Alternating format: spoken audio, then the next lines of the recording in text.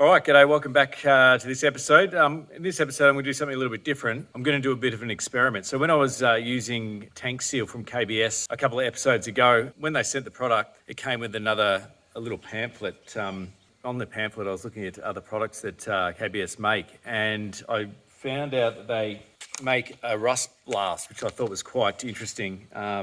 As you know, through the series, I've been trying different methods to get rid of rust from metal. From, sandblasting, through wire wheeling, through drums, different sandpapers on angle grinders, flap discs, you name it, I've tried it. And when I saw the Rustblast powder, I was quite interested. So I reached out to them and they sent me a couple of samples, which I thought was pretty cool. So I thought I'd do a comparison. I haven't used this product before, so I don't know how it's going to work, but I do know powder has an added advantage. What I've done is I've got the other competition out in the market, which is Evaporust. This comes in a 5-litre container, already pre-mixed. And so you really can't sort of dabble with the potency of that. It sort of comes as is, and you just use it. And the Rustblast comes in a 1 kilo bag, and then you can actually add a 5% solution, which is 1 part rust powder to 19 parts water, or heavy corrosion, use up to 20% solution, which is 1 part Rustblast powder to 4 parts water. So anyway, I'm going to set up an experiment and use 2 equally rusty parts. And these are just 2 angle brackets that I found lying around the property. So I reckon that'll be a good test case to put the Rustblast powder up against the Evaporust and see how they fare. I'm going to start off. I wanted to do other things like the leaf springs and things like that, but I thought I'd just start off testing these out first. So you can see these are just 2, I would say that's heavily rusted steel. You can see the pitting in there. They're about 5 or 6 mil thick, probably more like 8 mil. They're exactly the same as with rust. So I'm going to get 1 container for Rustblast, 1 container for the Evaporust. I'm going to put them in there for about 24 hours, and I'm going to come back, in 6-hour increments and check on them. I may even do a shorter increment at the start, like a 2-hour check, and then we'll do a comparison at the end.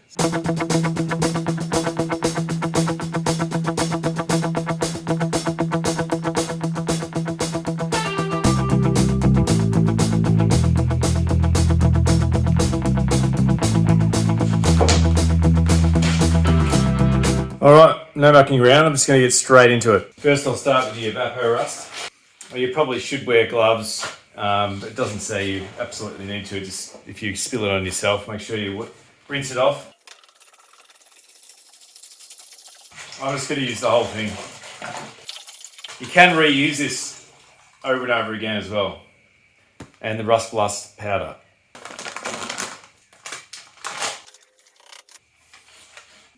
And I'm going to use 5 litres of water. Give it a stir.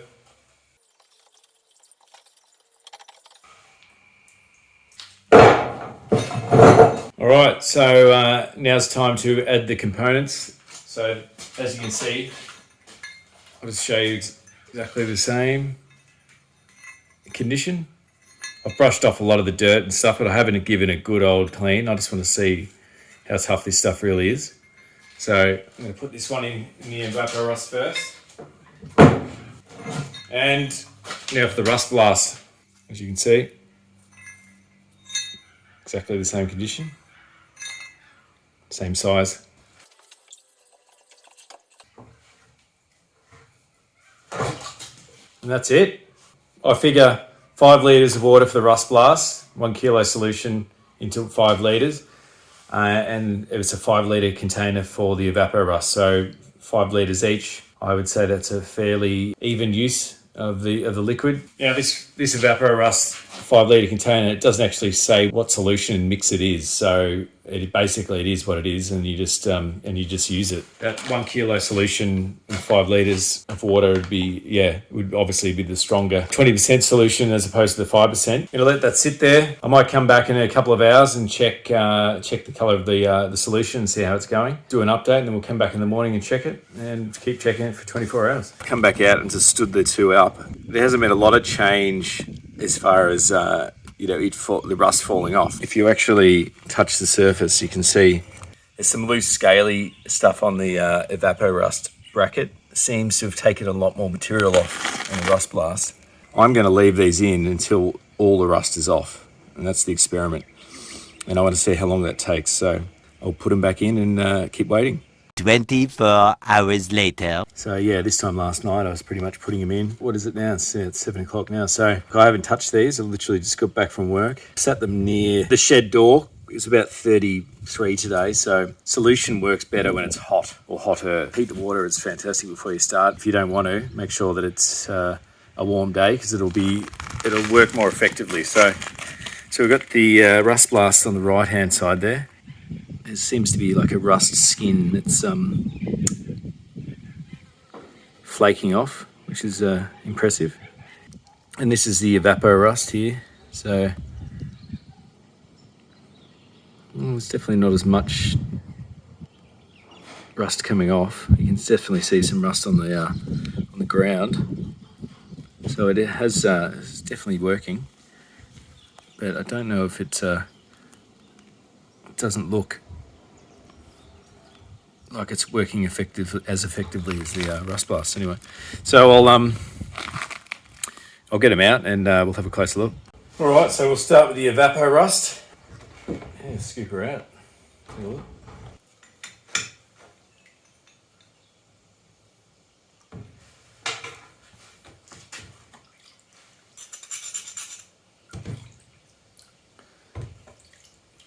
So you can see that's definitely taking the rust off,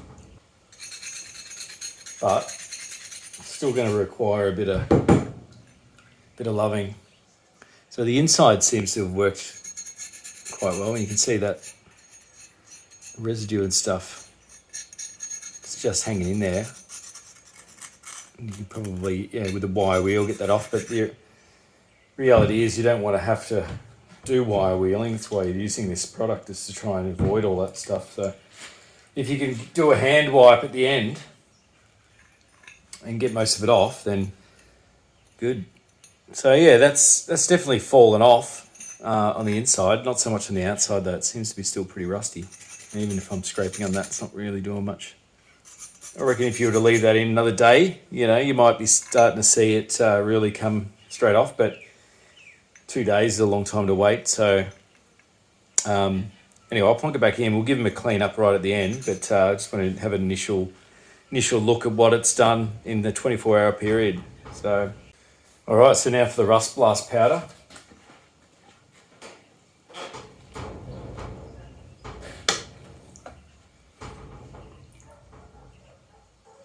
Big difference. Even that really bad side's pretty much just... I haven't even really touched this at all. We give it a little rinse.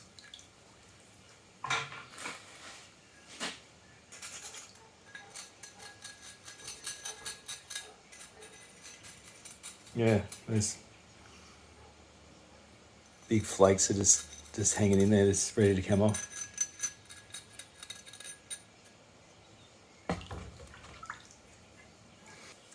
So yeah, you can see metal, back to bare metal, pretty much 90% that side. That was really pitted in that side. And you can see that's pretty much like 80%.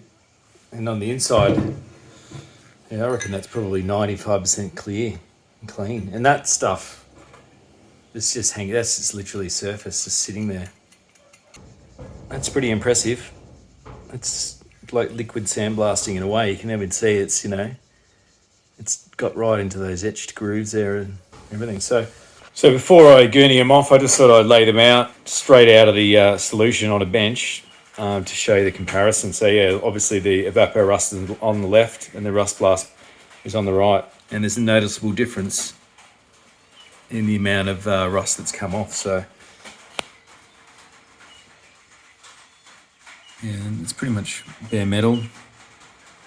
And there's some bare metal on the Evaporust, it's still a fair bit of surface rust there. So yeah, that's on the outside. On the other side, it's Rustblast has pretty much got rid of it all, and Evaporust has still got some. It's got rid of a fair bit. Still got a bit hanging in there. So But yeah, I would say by the comparisons out of the two, the Rustblast seems to have performed quite a bit better in removing that, especially on that outside there. Well, you can see there, it's a noticeable difference in how that rust has come off. So I would say it's just having the ability to make that Rustblast potency to the level of your liking is definitely the winner. And also, maybe the test will continue. I'm going to do a 5% batch after this and see how it performs on something that's equally as rusty. And we'll go from there. But yeah, based on that, I'm definitely impressed.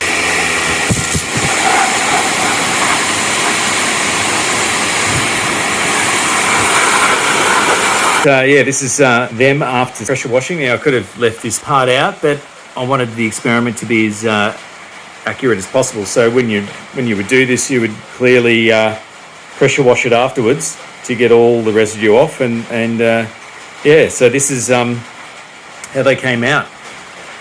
I evenly washed them, so you can see Evaporust on the left. The rust is, pretty much 90% gone, but there's still a lot of that black residue left over, whereas the Rustblast is literally it's sandblasted. It's really got most of it out of all those little cracks. Whereas the Evaporust has still got a fair bit of that there. And that's rust that's really set in there. So yeah, it's definitely done a really good, deep and thorough clean.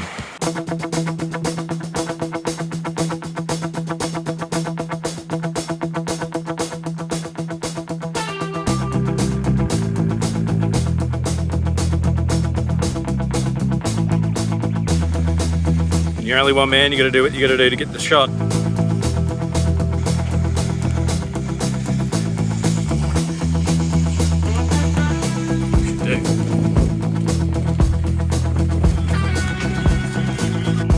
Oh, she's hot today. So anyway, I've got the, so what I was thinking, so I was going to do the leaf springs in this bucket and then turn them around, but it was going to take forever. So I'm going to put the leaf springs in this old bath that I've had down one of the paddocks, and I'm going to line it with some plastic over there. And then the pot belly, which I've got two halves of, but for demonstration purposes, I'm just going to do the top. And you can see it's pretty rusted. I'm just going to put that in here and add a 5% mix. So that'll be 19 litres with one Rustblast powder mix. And in there, I'll give it a hose down. I'll see how big or how deep it goes with 19 litres in it. And if it require more, I'll just add some more Rustblast to make sure that it's still 5%.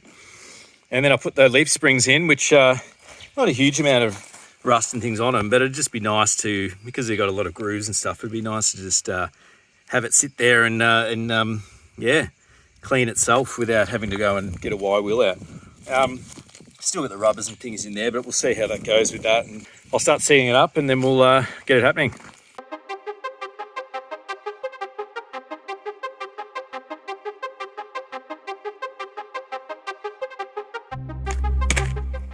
One bag to go in that one.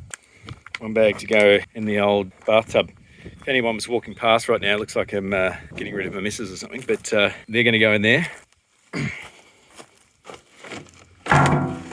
bastard. They don't fit. They don't go 100% to the bottom, but that's as good as I can get it, so I'm just going to top it up as much as I can.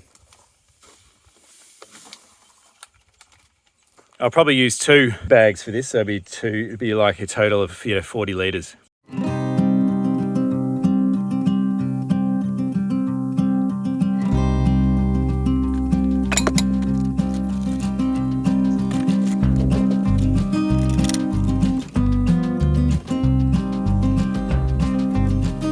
Okay, so that pot belly is in a 5% mix, so 1 kilo of powder to 19 litres of water, and that's unfortunately won't reach all the way up, but what I'll do is I'll just let it sit for 24 hours on one side and then flip it. And the bath is bigger than I expected, so it was basically 60 litres. So I had some extra bags, and there's about 3 bags of powder in there.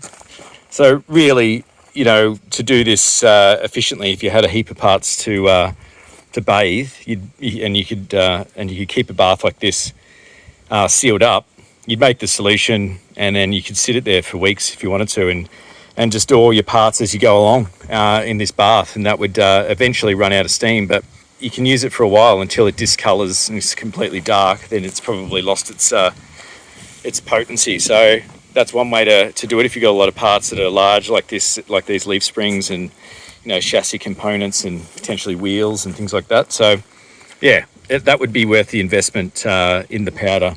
Keep in mind, you'd want to keep these covered up if you had children. I don't, so I've got them outside, and also pets, I suppose. You'd be mindful about them drinking or hopping in the water. So I'm going to put a lid on this just for that reason, so no animals and things can potentially harm themselves. And yeah, I'm going to come back in 24 hours time and see how we go. 24 hours later. All right, 24 hours later, let's have a look. Check the pot belly first.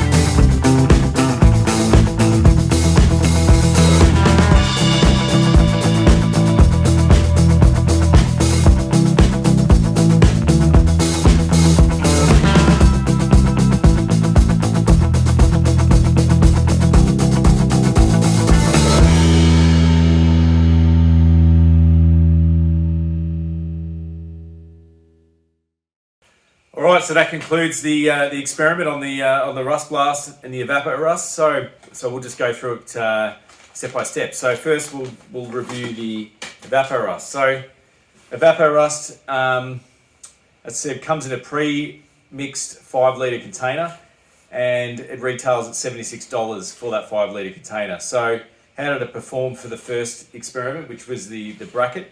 It took off roughly around about, I reckon, 80 to 85% of the product on both sides of the bracket. It didn't etch as deep as the Rustblast, so I give it around about 7 out of 10 for removing the product. Price-wise, for that efficiency, I would give it around about 6 out of 10 for affordability for that 5 litre container. I thought $76 is quite a bit of money for 5 litres of liquid that you can't alter the potency.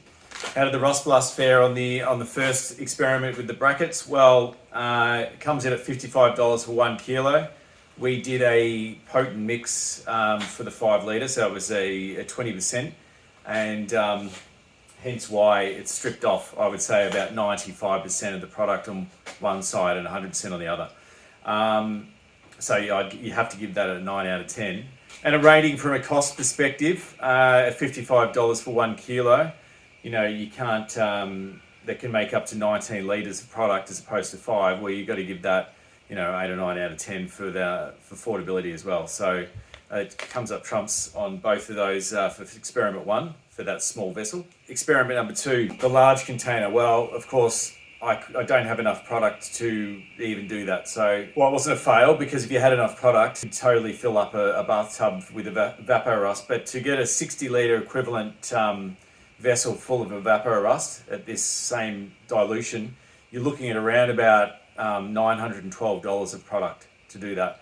Yeah, it's not feasible and to use this product in large applications like a bathtub. Rustblast powder for large applications where you need literage. If you want to spend $150 on filling a large vessel like a bathtub or something a little bit thinner so you can get the height up, 155 to 160 bucks for the product. You know, it's still a little bit of money. It's still going to come in cheaper than the Evaporust by a considerable margin, and it outperforms that as well. So there's a cost-benefit analysis for a large application like that. You know, you've got to give it a high score as well, 8 or 9 out of 10, because you have the ability to alter that potency and to up your literage for whatever you may need and get some large items treated and get the rust taken off it. So yeah, that's the beauty of having the powder over the pre-mixed solution. So anyway, that's it. That's Barnes' experiment. That's probably my first experiment and maybe my last, but who knows, we might do another one. Thanks for sticking with me. I know it's been a long time, but I'm going to finish this ute, so if you're willing to stick around for the ride, and bear with me, and we'll get there and we'll finish this ute. Those that have subscribed, thank you very much, and appreciate the likes and the comments. For those that haven't, please consider it and start from the start and watch the whole journey, and hopefully it'll inspire you to finish your classic. Okay, until next time, see ya.